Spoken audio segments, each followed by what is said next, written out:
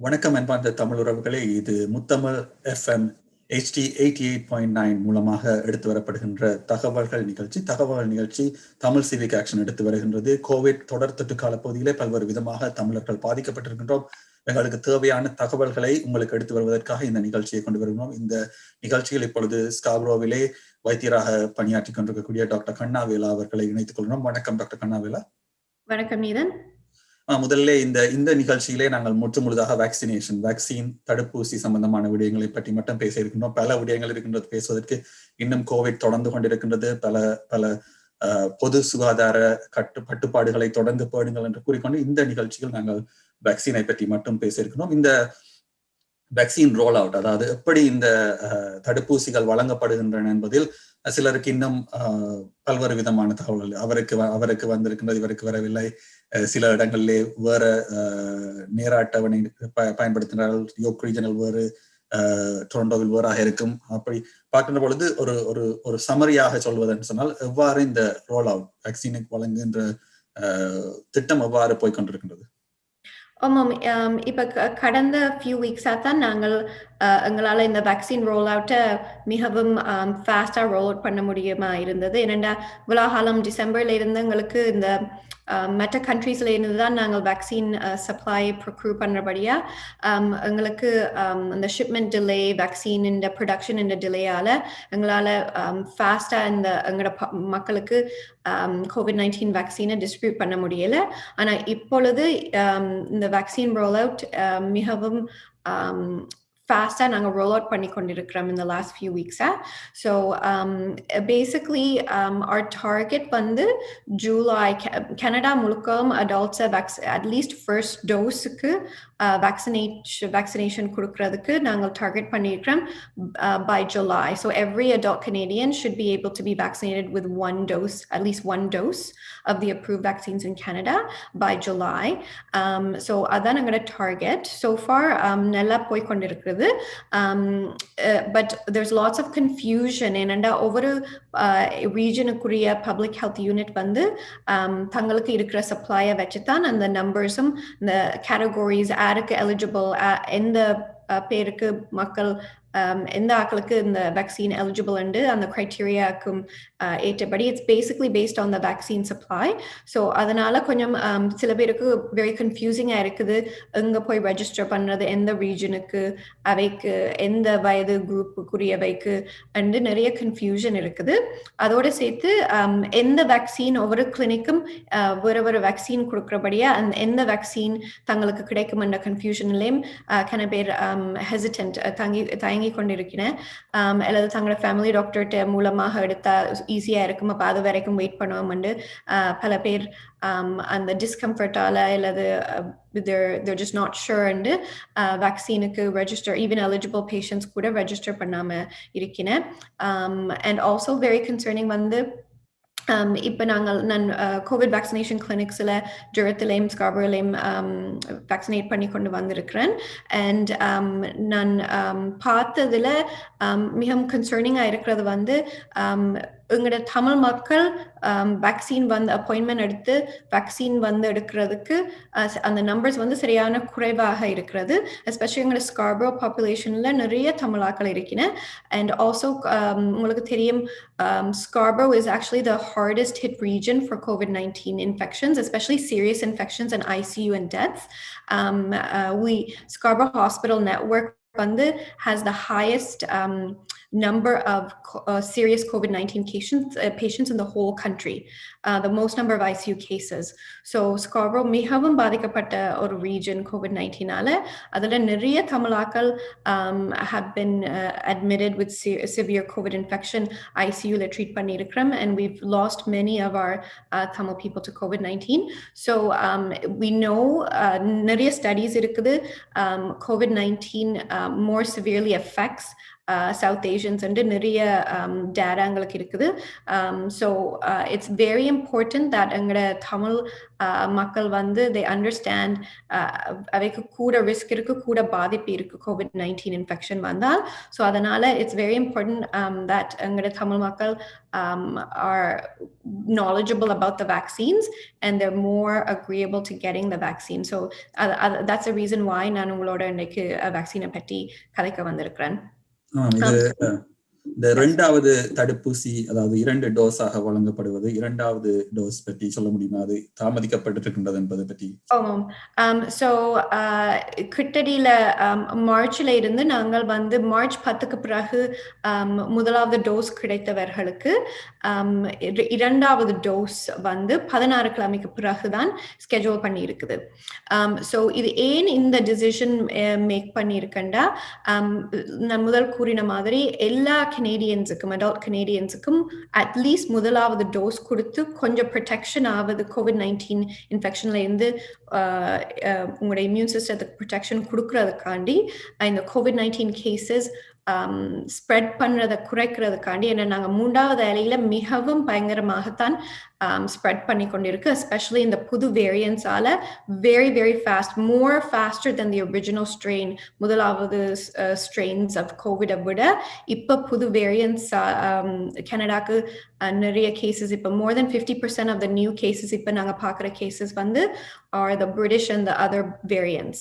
So அதனால அந்த cases, அந்த strains வந்து it spreads more quickly into more people, and also இப்போ கிட்டடியில பார்த்த ஸ்டடீஸ்ல பார்த்தா even more severe infections in the புது வேரியன்ட்ஸால நாங்கள் பார்த்துண்டிருக்கிறோம். So அதால and also because எங்களோட supply and லிமிட்டேஷனால நாங்கள் இந்த ரீசன்ஸை கொண்டு இந்த இரண்டாவது டோஸை டிலே பண்ணியிருக்கிறோம்.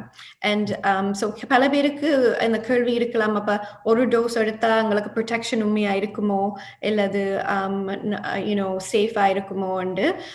சோஃபார் இப்போ யூகேல வந்து டிசம்பர்ல இருந்தே அவன் முதலாவது டோஸை கொடுத்து 3 மாதத்தை தள்ளித்தான் இரண்டாவது டோஸ் இப்பதான் கொடுக்க தொடங்கி இருக்கிறேன். அண்ட் அந்த டேட்டாவை பார்த்தாலே எங்களுக்கு தெரியும் they have decreased their COVID cases, spread and hospitalizations by a very large amount. அது very successful இருக்கிறபடியா கனடாவும் அந்த ஸ்ட்ராட்டஜி அடாப்ட் பண்ணி நாங்கள் இரண்டாவது டோஸை சேஃபா டிலே பண்ணலாம்ன்ற டேட்டா இருக்கிறபடியா இரண்டாவது டோஸை டிலே பண்ணியிருக்கிறோம்.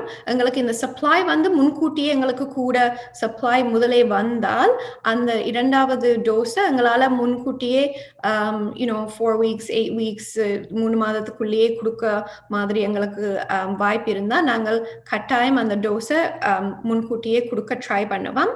பட் so far எல்லாரையும் vaccinate பண்ணுறதுக்காண்டி by the summer time நாங்கள் இந்த டோஸை டிலே பண்ண வேண்டி வந்திருக்கு. சரியாவே இந்த கோடை காலத்துக்குள் அனைவருக்குமே இந்த தடுப்பூசி வழங்கப்பட வேண்டும் என்ற காரணத்திற்காக இது செய்யப்படுகிறது கூறியிருந்தார். அதே வேளையிலே ஏற்கனவே கூறியது போல ஒவ்வொரு வயதுகளாக மூத்தோர்களுக்கு வழங்கப்பட்டு வருகின்றது. இப்பொழுது கணிசமான தமிழர்கள் வாழ்கின்ற பகுதியிலே 70 வயதுக்கு மேற்பட்டவர்களுக்கான தடுப்பூசி வழங்குவது ஆரம்பிக்கப்பட்டிருக்கின்றது, அல்லது இந்த திங்கட்கிழமையிலிருந்து ஆரம்பிக்க இருக்கின்றது என்பதை அறிகின்றோம். ஆகவே நீங்கள் ஒவ்வொரு, அதாவது 85, 80, 70 என்று வந்திருக்கின்றது. அவை தொடர்ந்து அந்த வயதுகள் குறைக்கப்பட்டு வரும். உங்களது நேரம் வருகின்ற பொழுது நிச்சயமாக தாமதிக்காமல் சென்று இந்த தடுப்பூசிகளை பெற்றுக்கொள்ளுங்கள். ஏற்கனவே டாக்டர் கண்ணா வேலா அவர்கள் கூறியது போல இப்பொழுது புதிதாக தொற்றிக் கொண்டிருக்கக்கூடிய கோவிட்டின் புதிய மாற்றம் அடைந்துள்ள அந்த கிருமி என்பது அதிகமாக தொற்றி வருகின்றது. அதே வேளையிலே அதன் மூலமாக வருகின்ற பாதிப்புகளை ஸ்காப்ரோ பகுதியில் இருக்கக்கூடியவர்கள் அதிகமாக பார்த்திருக்கின்றோம் தொடர்ந்து என்ற வகையிலே நிச்சயமாக இது தமிழர்கள் கணிசமாக இருக்கக்கூடிய பகுதிகள், குறிப்பாக M1X போஸ்டல் கோட் சொல்லக்கூடியதான ஒரு பகுதியாக இருக்கின்றது. அதே போல மார்க்கத்தில் தெற்கு பகுதியில் இருக்கக்கூடிய ஒரு ஹாட்ஸ்பாட்டாக காணப்படுகின்றது. தமிழர்கள் பலர் உடனடியாக இந்த பாதுகாப்புக்கான ஒரு விடயத்தை பெற்றுக் கொள்ளுங்கள் என்று கேட்டுக்கொண்டு அடுத்த கேள்விக்கு செல்லாம். இது ஒரு 4 தடுப்பூசிகள் இப்பொழுது கனடாவிலே உத்தியோகமாக அங்கீகரிக்கப்பட்டு வழங்கப்படுவதற்குரிய அனுமதி பெறப்பட்டிருக்கிறது. இந்த 4ஐயும் பற்றி கூற முடியும். அதில் குறிப்பாக ஒன்றை பற்றிய கொஞ்சம் அதிகமான கரிசனை அல்லது அதிகமான கவனிப்பு ஏற்பட்டிருக்கின்றது. அதை பற்றி கூற முடியுமா அந்த வேக்சினேஷன்? நிச்சயம். So far Canadaல நீங்க கூறின மாதிரி 4 COVID-19 vaccine health Canada approve பண்ணி இருக்குது. இந்த 4 வேக்சின்ஸ் வந்து 2 டிஃப்ரெண்ட் டைப்ஸ் ஆஃப் வேக்சின். இதுல 2 டைப் ஆஃப் வேக்சின், மற்ற 2 இன்னும் ஒரு டைப் ஆஃப் வேக்சின். ஸோ முதலாவது 2 வேக்சினை பார்ப்போம். ஸோ த ஃபர்ஸ்ட் குரூப் வந்து mRNA வேக்சின் என்று கூறப்படுறது. அந்த 2 வேக்சின் வந்து Pfizer, BioNTech and Moderna. So அந்த 2 vaccines basically same, they work the same way, the mRNA vaccine. So இது ஒரு புது vaccine technology. இப்படி மாதிரி நாங்கள் முந்தி vaccine deliver பண்ணல. ஆனா இந்த சயின்ஸும் இந்த டெக்னாலஜியும் 30 வருஷத்துக்கு முதலே நாங்கள் சயின்டிஸ்ட் வந்து இப்படியான டெக்னாலஜி கிரியேட் பண்ணி டெஸ்ட் பண்ணி கொண்டிருந்தவர். ஆனா ஆக்சுவல் ரியல் வேக்சினை ப்ரொடியூஸ் பண்ண இதுதான் முதலாவது type of mRNA vaccine. So இந்த வேக்சின் வந்து basically how it works is ஒரு லிபிட் நானோ ப்ரோட்டீன் கவரிங், ஒரு கவரிங்குக்குள்ள இந்த COVID-19-க்குரிய mRNA. So mRNA வந்து it's just a code. It's a COVID-19 virus அல்ல. It's not the real virus. இந்த virus identify பண்றது ஒரு spike protein ன்னு நாங்க கூறுறோம். அது if you think about it, it's like அந்த COVID-19-க்குரிய label. It's like identifier. So அந்த label in the instructions, or think of like a small piece of paper, and the protein identify பண்றதுக்கு அந்த instructions இந்த vaccine-க்குள்ள இந்த lipid nanoparticle-க்குள்ள நாங்கள் இந்த vaccine prepare பண்ணி அந்த vaccine inject பண்றோம். So what happens is it's not live. So there's we're not injecting the patients with COVID-19 infection. So basically என்ன நடக்கும்னா இந்த கோடை உங்களோட பாடி வந்து இந்த கோடை ஓபன் பண்ணி இந்த COVID-19-க்குரிய அந்த ஐடென்டிஃபையர், the spike protein கோடை உங்களோட own immune system, உங்களோட எதிர்ப்பு சக்தி இதை ஐடென்டிஃபை பண்ணி கோட் பண்ணுது. So அந்த கோடை வந்து it keeps in the memory. It makes an immune response, and then in the future, நீங்கள் real COVID-19 infection சந்திக்கல, your body already has memory. It created அந்த antibodies, உங்களோட எதிர்ப்பு சக்தி antibodies make பண்ணி இந்த real infection fight பண்றதுக்காண்டி பண்ணிக்குரிய அந்த மெமரியை வச்சிருக்குது. So நீங்கள் ரியல் லைஃப்ல COVID-19 சந்திக்கல, you won't get sick, and உங்களோட பாடி வந்து ஆல்ரெடி இதை ஃபைட் பண்ணக்கூடிய எல்லா இன்கிரீடியன்ஸையும் வச்சிருந்து you will not get sick, and then the virus will pass. So that's how most viruses work, is that it stimulates your immune system. உங்களோட immune system அந்த futureல real virus சந்திக்கல, அந்த memory இருக்கேக்கல, உங்களுக்கு real virus வரைக்கல நீங்க சிக்காக மாட்டீங்க. So that's basically the idea behind all the vaccines. So that's how this one works.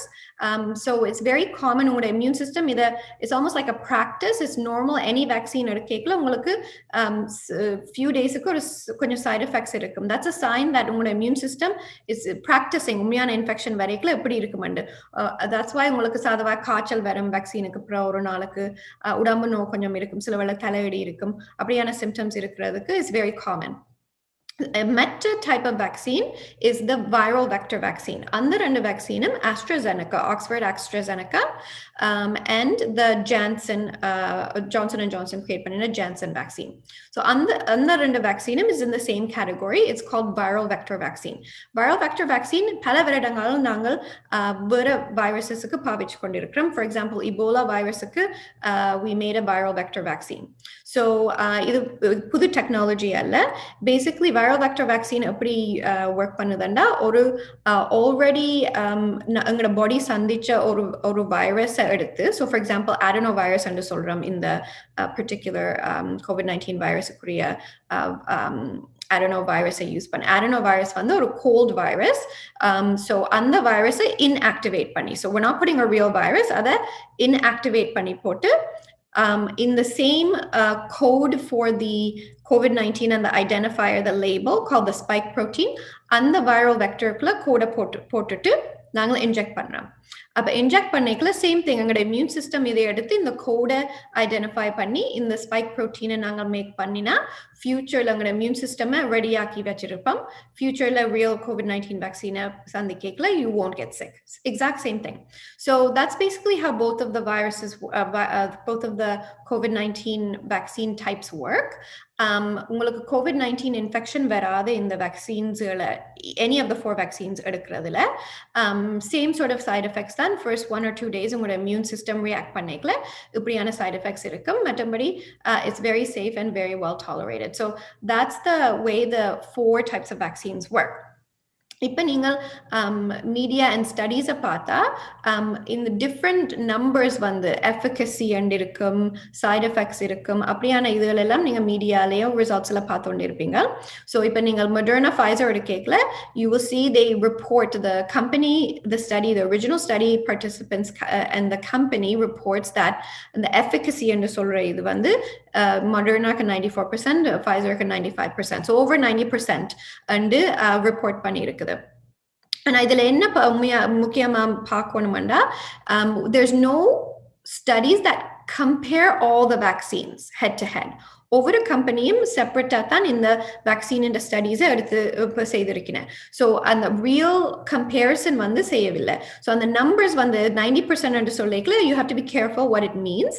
ஏனெண்டா so if you say 90% efficacy அந்த நேரம் செய்த ஸ்டடியில தான் இப்போ Pfizer, Moderna பார்க்கல, அவ சமர் நேரம் COVID-19 கேசஸ் மிகவும் குறைவாக இருக்கல USA-ல மட்டும் இந்த ஸ்டடி பார்ட்டிசிபென்ட்ஸை பாவிச்சு they did this study. So usually அந்த நேரம் COVID-19 cases குறைவா இருந்தபடியா it was more effective. நீங்கள் met AstraZeneca, Johnson & Johnson பார்க்கல, they did it later on in the winter fall time. அந்த நேரம் COVID-19 cases கூடவா இருந்தது. நீங்கள் Johnson & Johnson டேட்டாவை ஸ்டடியை பார்த்தா அவ சவுத் ஆப்பிரிக்காவில் செய்தவ. அந்த நேரம் அந்த நியூ வேரியன்ட்ஸ் அண்ட் புது ஸ்ட்ரெயின்ஸ் இருக்கேக்கல definitely அந்த cases கூடவா இருக்கும், vaccines less effective-ஆ இருக்கும். So if you look overall all the vaccines, இப்போ real life data வந்து இருக்குது. எல்லா countries-உம் எல்லா vaccines-உம் இப்போ different percentages-ல different populations-ல பாவிச்சு கொண்டிருக்கின. So if you look at the different percentages, the most important number, இப்போ நீங்க 94, 66, 67 ன்னு பார்க்கறத விட what's more important is if you look at the 4 vaccines that's approved in Canada, 4 vaccines-உம் almost 100% effective in preventing death, almost 100% effective in preventing severe COVID infection, and almost 100% effective in preventing ICU admission. இந்த 3 criteria தான் நாங்கள் முக்கியமா பார்க்க வேண்டும். ஏனென்றால் இதுதான் இந்த COVID-19 pandemic-ஐ end பண்ணும், these numbers. So if you prevent hospitalization, if you prevent death, if you prevent severe infection, உங்களுக்கு நீங்க எந்த வேக்சின் எடுத்தாலும் உங்களுக்கு you get good protection, and நீங்க உங்களுக்கு COVID-19 infection வந்தா கூட very mild-ஆ வந்துட்டு போகும். So for example ஒரு தடிமன் வர்ற மாதிரி வந்துட்டு போகும், ஒரு mild flu வந்த மாதிரி வந்துட்டு போகும். Most likely you won't get hospitalized, you won't die, and you won't go into the ICU. Adan the most important. And எல்லா நாளும் compare பண்ணிக்கல very very equal and similar அந்த numbers, அந்த outcome-க்கு. So அதான் முக்கியமா patients பார்க்க வேண்டியது. ஏன்னா இந்த 94, 95%, 67% for AstraZeneca அப்படியான data வந்து it's not correct to என்னன்னா நாங்க directா compare பண்ண முடியல. இப்போ real life data-வை கேட்கல, இந்த numbers வந்து it's actually more similar 4 vaccine. முக்கியமாக பார்க்க போய்க்கல இப்போ நியூஸ்ல நிறைய இப்போ கேள்விப்பட்டிருப்பீங்க, and நிறைய பேருக்கு இதால தயக்கம் இருக்குது இந்த AstraZeneca vaccine. So basically in the AstraZeneca vaccine-ல என்ன concerning side effects and complications வந்தது இப்போ European Union எல்லாம் investigate பண்ணியிருக்கிறேன். Basically every vaccine அல்லது ஒரு புது drug நாங்கள் கொடுக்கல, there's a database that புதுசா கொடுக்கல எல்லா பேஷண்ட்ஸும் வந்து ரிப்போர்ட் பண்ணணும் என்ன சைடு எஃபெக்ட் வந்தா கூட. ஸோ ஃபார் எக்ஸாம்பிள் நீங்கள் 14 நாளுக்குள்ள உங்களுக்கு என்ன நடந்தாலும், ஹார்ட் அட்டாக் நடந்தா, அலர்ஜி வந்தா, அல்லது கார் ஆக்சிடென்ட்ல கூட நீங்கள் இருந்தா கூட இந்த டேட்டா பேஸ்ல ரிப்போர்ட் பண்ண வேண்டும். இந்த ஒரு சர்டன் பீரியட் ஒரு புது ட்ரக் அல்லது வேக்சின் உங்களுக்கு கிடைத்தால் அந்த இவெண்ட் நடக்கிற நாளுக்குள்ள. ஸோ அதை நாங்கள் ட்ராக் பண்ணினா தான் எங்களுக்கு உண்மையா தெரியும் இது வேக்சின் ரிலேட்டடா இருந்து வந்திருக்கோம் இந்த சைட் எஃபெக்ட் அல்லது வேற ரீசனை கொண்டு. ஸோ அந்த டேட்டா பேஸ்ல பார்க்கல ஆஸ்ட்ராசெனகால கொஞ்சம் பேஷண்ட்ஸ் சில பேஷண்ட்ஸ் இந்த பிளட் கிளாட் இருக்குது ஆஸ்ட்ராசெனகா கொடுத்து ஒரு few வீக்ஸுக்குள்ள. ஸோ அந்த டேட்டாவை பார்க்கல if you look it's like 20 to 30 patients out of the 20 million patientsக்கு blood clot இருக்குது AstraZeneca எடுத்து 2 வீக்ஸுக்குள்ள. ஆனா நாங்கள் ஜெனரல் பாப்புலேஷனை பார்க்கல இப்போ வேக்சின் ஒரு வேக்சினும் எடுக்காம இருக்கேக்கலையே நாங்கள் நார்மலா சில பேஷண்ட்ஸுக்கு blood clot வரும். அது வேற காரணத்தை கொண்டு. ஃபார் எக்ஸாம்பிள் நீங்க பர்த் கண்ட்ரோல் பில் எடுத்தா உங்களுக்கு கேன்சர் ஹிஸ்டரி இருந்தா நீங்கள் ஒரு லாங் ஃபிளைட் கூட எடுத்தா அல்லது if you're pregnant all of these reasons can cause a blood clot. So blood clots vaccine அல்லது மருந்தாக மட்டும் இல்ல வேற காரணத்தை கொண்டும் கூட blood clots ஆக்களுக்கு வரக்கு. நாங்க நார்மலா ஈவன் எமர்ஜென்சி டிபார்ட்மெண்ட்ல at least several times a week we will have patients with blood clots for different reasons. Vaccine தவிர.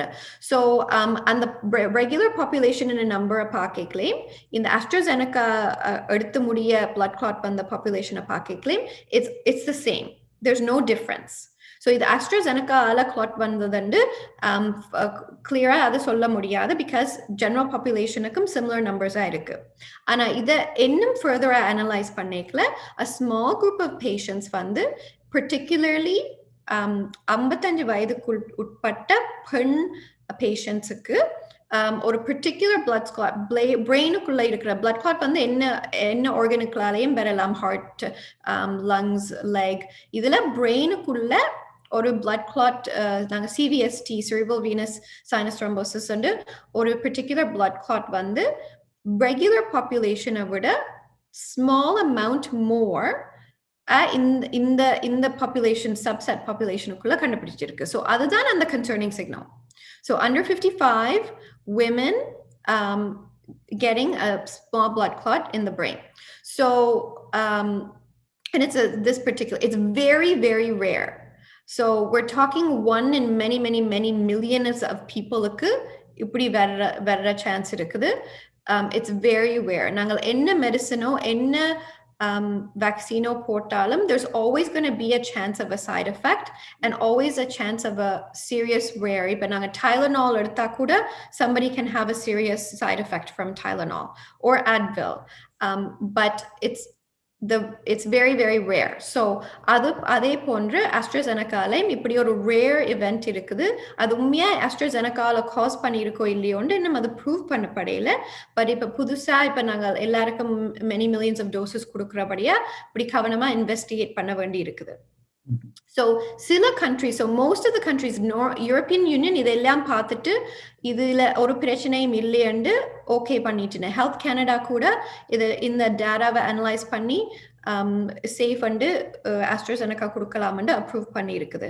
சில கண்ட்ரீஸ் பிரான்ஸ் எக்ஸ்ட்ரா கேர்ஃபுல்லா இருப்போம் நாங்கள் எங்களுக்கு மற்ற வேக்சின்ஸும் இருக்கிறபடியா பிரான்ஸ் 50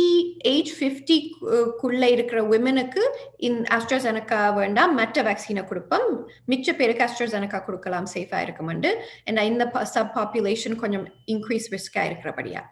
So அப்படி so far it's very safe. And the side effects still very rare. For example, எனது அம்மா she's 61, so அவாக்கு மற்ற Pfizer Moderna கொடுக்கிற eligibility இல்லாதபடியா 2 weeksக்கு முதல் AstraZeneca தான் அவாக்கு கிடைத்தது. So அந்த AstraZeneca அவா போட்டு இப்ப she has no side effects. So for எனக்கு first வந்த dose frontline workers அந்தபடியா Pfizer தான் ஆஃபர் பண்ணப்பட்டது. So அந்த வேக்சின் நான் போட்டது. sister-in-law nursing homeல வேலை செய்றா. So Scarboroughல so அவாக்கு Moderna கொடுப்பட்டது. So அவ அந்த vaccine எடுத்தவா. So what I'm trying to say is எல்லா வேக்சினும் safe. எல்லா வேக்சினுக்கும் side effect இருக்கலாம். It's very rare. ஆனால் நீங்கள் மற்ற வேக்சினுக்கு வெயிட் பண்ணுவோம்னு நீங்க வெயிட் பண்ணினால் சிலவேளை உங்களுக்கு அந்த எலிஜிபிலிட்டி போகாம இருக்கு. உங்களுக்கு வேக்சின் மேபி உங்களுக்கு கிடைக்கக்கூடிய வேக்சின் இன்னும் தள்ளி போட சான்ஸ் இருக்குது.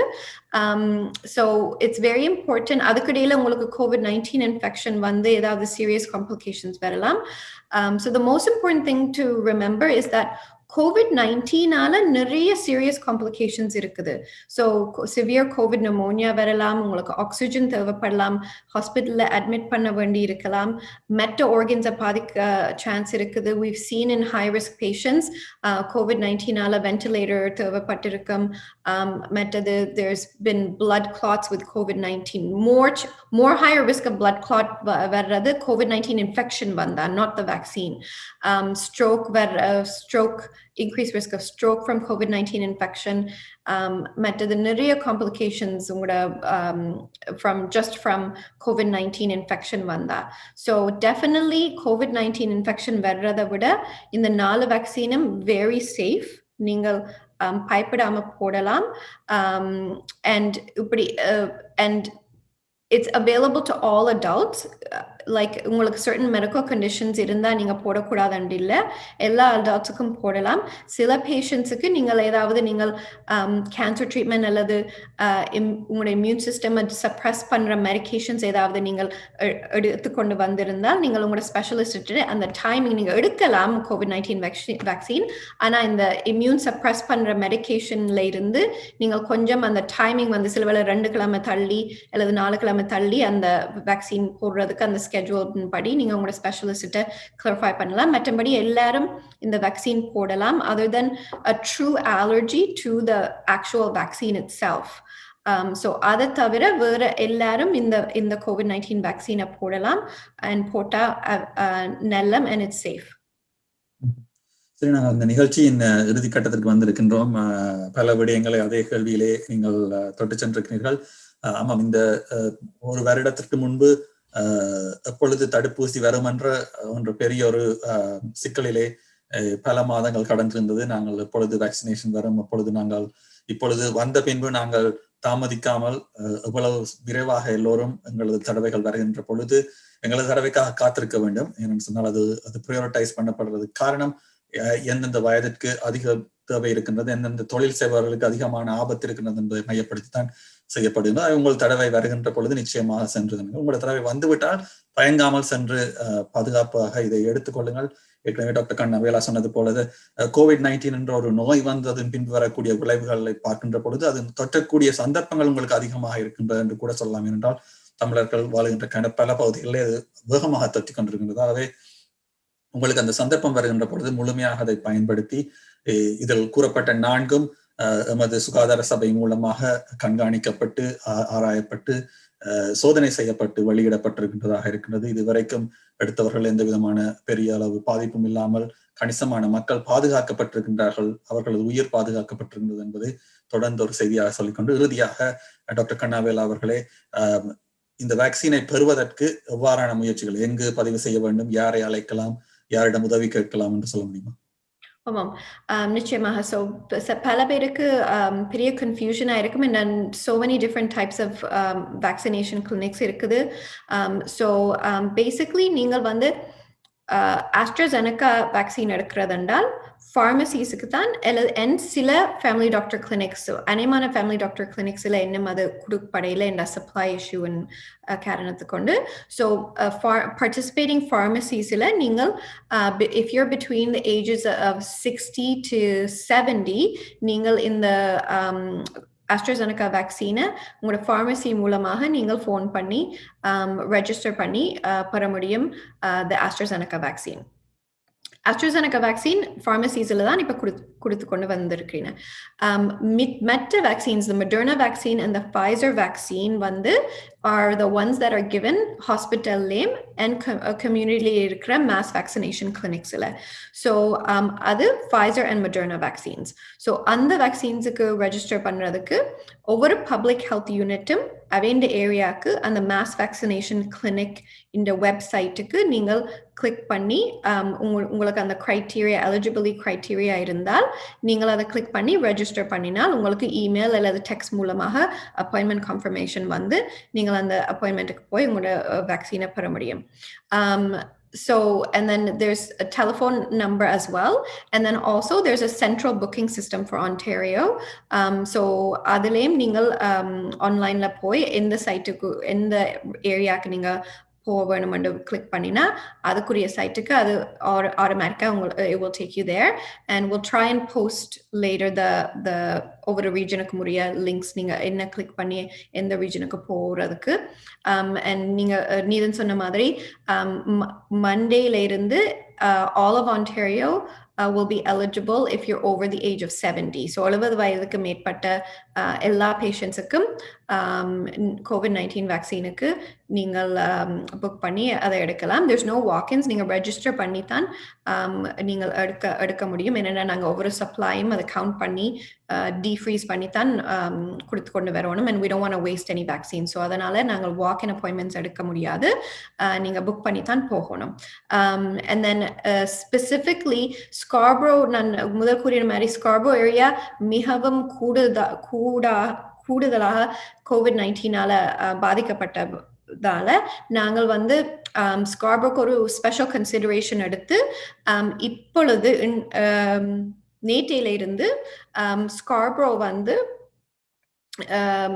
70 வயதுக்கு மேற்பட்ட பேஷண்ட்ஸ் ஸ்கார்பரோல இருக்கிற பேஷண்ட்ஸுக்கும் 50 வயதுக்கு மேற்பட்ட ஸ்கார்பரோல இருக்கிற பேஷண்ட்ஸுக்கு 50 வயதுக்கு உங்களுக்கு 50 வயதுக்கு மேற்பட்ட இருந்தால் but you also have a chronic at least one chronic medical condition, or you don't live in Scarborough ஆனால் உங்களோட family physician அல்லது specialist who treats your chronic medical condition is in Scarborough, then நீங்கள் Scarborough vaccine clinic மூலமாக முன்கூட்டியே இந்த COVID-19 vaccine பெற முடியும் உங்களுக்கு 50 வயதுக்கு மேற்பட்ட இருந்தால்.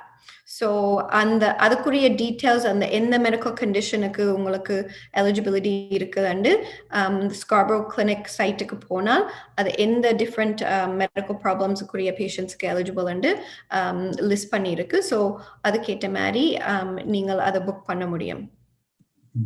நன்றி டாக்டர் கண்ணாவேலா, நேரத்தை ஒதுக்கி இந்த கலந்துரையாடல் கலந்து கொண்டு இந்த தகவல்களை, பல முக்கியமான தகவல்களை மக்களுக்கு வழங்கியதற்கு, பல்வேறு விதமான பொய்யான தகவல்கள் அல்லது ஆரோக்கியமற்ற விடயங்கள் பரவி கொண்டிருக்கக்கூடிய இந்த சூழலை, இந்த வேலையை நேரடியாக செய்து கொண்டு வருவார் என்ற வகையில் உங்களிடமிருந்து இந்த விடயங்களை பெற்றுக்கொள்வது என்பது முக்கியமான ஒன்றாக இருக்கின்றது. ஆகவே தொடர்ந்து நீங்கள் முன்னிலையில் நின்று ஒரு ஃப்ரண்ட்லைன் ஒர்க்கராக சுகாதார சேவையில், வைத்திய சேவையில் பணியாற்றி கொண்டு வருவதற்கு எல்லோருக்கும் பெருமையாக இருக்கின்றது. நன்றியை கூறிக்கொண்டு இந்த நேரத்தை ஒதுக்கியதற்கு நன்றி டாக்டர் கண்ணாவேலா அவர்களே. வணக்கம். ஆமாம் நேயர்களே, இந்த பல தகவல்கள் வழங்கப்பட்ட சில இணைப்பு இலக்கங்கள், அதே வேளையிலே சில இணையதளங்கள் இங்கு நீங்கள் கீழே காணக்கூடியதாக இருக்கும். அதே வேளையிலே அது பற்றிய தகவல்களை நாங்கள்